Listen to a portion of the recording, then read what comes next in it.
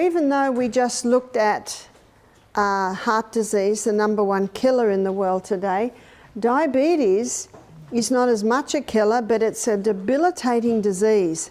And in Australia, 500 new diabetics are being diagnosed every day. In fact, there's hardly a family that is not affected by someone with diabetes. Isn't that true? Yes. It is also acknowledged that it is a lifestyle disease. But what happens when you get a little baby with diabetes? It takes 1 metre of sugar cane to deliver 1 teaspoon of sugar. What about raw sugar? It's got a bit of colouring in it. What about brown sugar? There's a little bit more minerals, but it's still a refined sugar.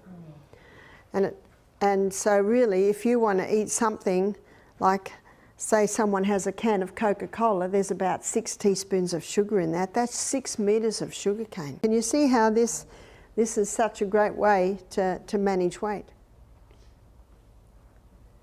But how does this all play around with diabetes?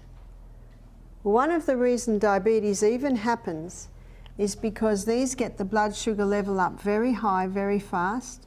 The brain says to the pancreas, quick, release a corresponding amount of insulin to get the blood glucose levels down. So we'll look at our pancreas and I'll show you the 2 hormones that are released to manage blood glucose levels. But by the way, when they're down there, what does the person do? This is called hypoglycemia, low blood sugar. They have a lolly, or they have a Coke, something like that. Does that get it up? Oh yes. Up it goes again. And the brain says to the pancreas, stop the glucagon, release the insulin. Oh no, stop the insulin, release the glucagon. Can you see what's happening? Up, down, up, down, up, down, this whiplash.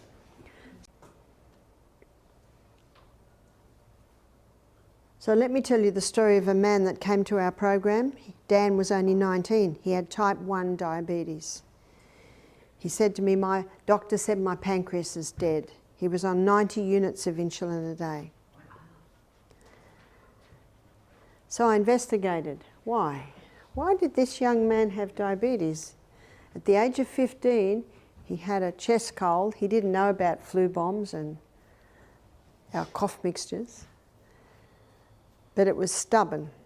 Maybe the cold stayed stubborn because he was dehydrated and having too many late nights and eating too much sugar. There's always a reason. So he was put on a very strong course of antibiotics which killed the beta cells in his pancreas that produce insulin.